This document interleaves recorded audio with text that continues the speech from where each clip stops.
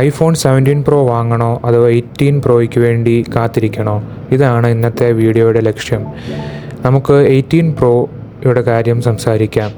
18 pro പുറത്തിറക്കാൻ ഇനി ഏതാനും മാസങ്ങൾ മാത്രമേ ഉള്ളൂ. അതുകൊണ്ട് ആ ഫോണിനായി കാത്തിരിക്കുന്നവർക്ക് ഇതൊരു എളുപ്പമുള്ള മറുപടിയാണ്. എന്നാൽ ഇപ്പോഴും ഒരു തീരുമാനമെടുക്കാൻ കഴിയാതെ ഇപ്പോൾ ഐഫോൺ 17 പ്രോ വാങ്ങണോ അതോ 18 പ്രോയ്ക്ക് വേണ്ടി കാത്തിരിക്കണോ? എന്തൊക്കെ ഫീച്ചേഴ്സാണ് 18 പ്രോയിലുള്ളത്? അതോ 17 പ്രോയിൻ്റെ വില കുറയുമോ എന്ന് ചിന്തിക്കുന്നവർക്ക് ഉള്ള വീഡിയോ ആണിത്.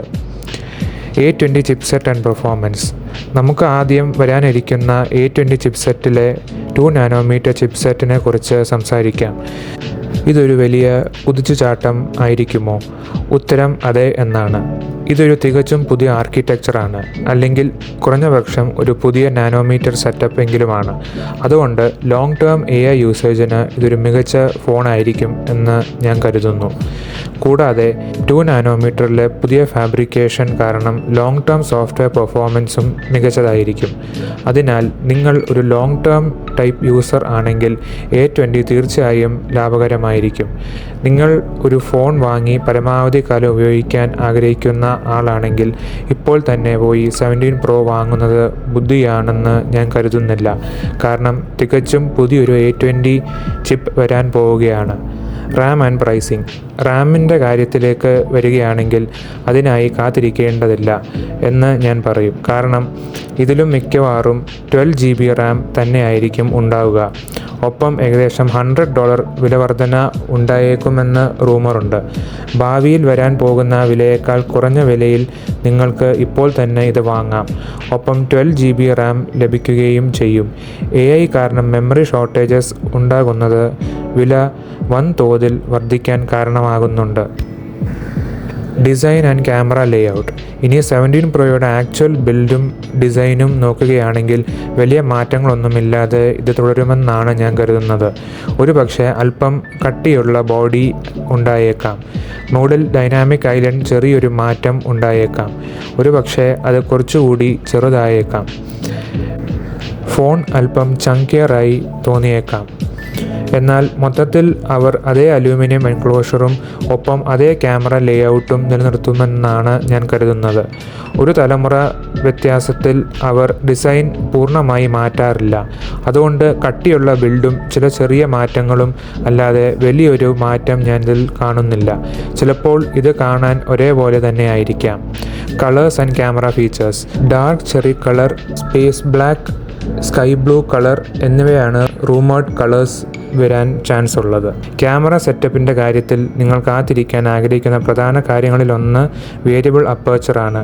വ്യത്യസ്ത ലൈറ്റിംഗ് സിനാരിയോസിൽ മികച്ച ഫോട്ടോകളും വീഡിയോകളും നൽകാൻ ഇത് ഡിവൈസിനെ സഹായിക്കും. കാരണം ആ ക്യാമറയിൽ ഒരു മെക്കാനിക്കൽ ഓപ്പണിംഗ് ഉണ്ടായിരിക്കും. ശ്രദ്ധിക്കുക, ഈ വീഡിയോയിലെ കാര്യങ്ങളെല്ലാം സ്പെക്കുലേഷൻസ് ഓർ റൂമേഴ്സ് അടിസ്ഥാനമാക്കിയുള്ളതാണ്. ഞാൻ പറയുന്ന കാര്യങ്ങൾ ചിലപ്പോൾ ഭാവിയിൽ മാറിയേക്കാം, നമുക്ക് കണ്ടറിയാം. എങ്കിലും ഈ ഫോണിലെ ക്യാമറകൾ ഇപ്പോഴും അതിശയിപ്പിക്കുന്നതാണ്. നിങ്ങൾക്ക് ഈ ഫോണിൽ സിനിമകൾ വരെ ഷൂട്ട് ചെയ്യാം. യൂട്യൂബിനായി വീഡിയോകളും 4K ക്രിയേറ്റീവ് വീഡിയോസും ഫുൾ ബ്ലോൺ സിനിമാറ്റിക് വീഡിയോസും സ്ലോ മോഷൻ വീഡിയോസും ഇതിൽ എടുക്കാൻ സാധിക്കും. ഐഫോൺ 18 പ്രോയിൽ കുറച്ചുകൂടി സൂം ലഭിച്ചേക്കാം. മെഗാ പിക്സലിൻ്റെ കൗണ്ടിൻ്റെ കാര്യത്തിൽ മികച്ച ഫ്രണ്ട് ഫേസിംഗ് ക്യാമറ വരാൻ സാധ്യതയുണ്ട്. Apple silicon and modems. Apple തങ്ങളുടെ ഉൽപ്പന്നങ്ങളുടെ മേൽ കൂടുതൽ നിയന്ത്രണം കൊണ്ടുവരാൻ ശ്രമിക്കുകയാണ്.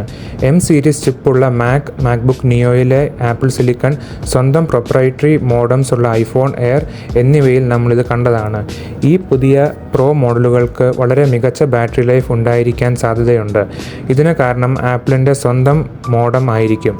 അവർ അതിൽ C2 മോഡം പോലെയുള്ളവ ഉൾപ്പെടുത്തിയേക്കാം.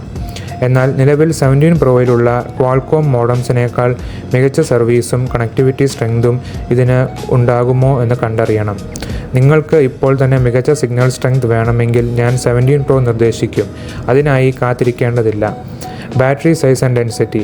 ബാറ്ററി സൈസ് 4000 mAh-ൽ കൂടുതലായി വർദ്ധിക്കുമെന്ന് റൂമറുണ്ട്. ആളുകൾക്ക് മികച്ച ബാറ്ററി വേണമെന്ന് ആപ്പിൾ മനസ്സിലാക്കി തുടങ്ങിയിരിക്കുന്നു. ബാറ്ററി ഡെൻസിറ്റി സൈസ് ഇൻക്രീസ് വരുന്നുണ്ട്. ഒപ്പം മികച്ച A20 ചിപ്പും C2 മോഡവും ചേരുമ്പോൾ യഥാർത്ഥ ജീവിതത്തിൽ ഇതിലും മികച്ച ബാറ്ററി ലൈഫ് ലഭിക്കും. ഇത് ഇപ്പോൾ തന്നെ മികച്ച ബാറ്ററി ലൈഫുള്ള 17 Proയേക്കാൾ കൂടുതൽ സമയം നിലനിൽക്കാൻ സഹായിക്കും. നിങ്ങൾക്ക് ഏറ്റവും മികച്ച ബാറ്ററി വേണമെങ്കിൽ തീർച്ചയായും കാത്തിരിക്കാം. എന്നാൽ ഒരു ദിവസത്തെ ഉപയോഗം മാത്രം മതിയെങ്കിൽ 17 Pro ഇപ്പോഴും മികച്ചതാണ്. iOS 27 and thermals. iOS 27 കാരണം ആനിമേഷൻസ് പെർഫോമൻസും കുറച്ചുകൂടി വേഗതയേറിയതാകും. ഇപ്പോൾ നമ്മൾ iOS 27-ൻ്റെ ബീറ്റ 3 അഥവാ പബ്ലിക് ബീറ്റയിലാണ്. പുതിയ ചിപ്പും iOS 27-ഉം ഒത്തുചേരുമ്പോൾ ഇത് കൂടുതൽ ഫ്ലൂയിഡും വേഗതയേറിയതുമാകും എന്ന് ഞാൻ കരുതുന്നു. മികച്ച AI പെർഫോമൻസ് ലഭിക്കും. പുതിയ സിറിയും ഇതിലുണ്ട്. iPhone 17 Proയുടെ തെർമൽസ് അഥവാ ചൂടാകുന്ന അവസ്ഥ വളരെ കുറവാണ്. എല്ലാ സാഹചര്യങ്ങളിലും അതിൻ്റെ ടെമ്പറേച്ചർ കുറഞ്ഞു തന്നെ ഇരിക്കുന്നു. ഇനീഷ്യൽ സെറ്റപ്പ് സമയത്തോ അല്ലെങ്കിൽ വലിയൊരു ബീറ്റ അപ്ഡേറ്റ് ചെയ്യുമ്പോഴോ മാത്രമാണ് ഇത് ചെറുതായി ചൂടായി എനിക്ക് തോന്നിയിട്ടുള്ളത്. എന്നാൽ അത് ബുദ്ധിമുട്ടുണ്ടാക്കുന്നതല്ല. ഭൂരിഭാഗം സ്മാർട്ട് ഫോണുകളും അമിതമായി ചൂടാകാറുണ്ട്. എന്നാൽ തെർമൽ എഫിഷ്യൻസിയുടെ കാര്യത്തിൽ ഞാൻ കണ്ടിട്ടുള്ളതിൽ വെച്ച് ഏറ്റവും മികച്ച ഫോണുകളിൽ ഒന്നാണിത്.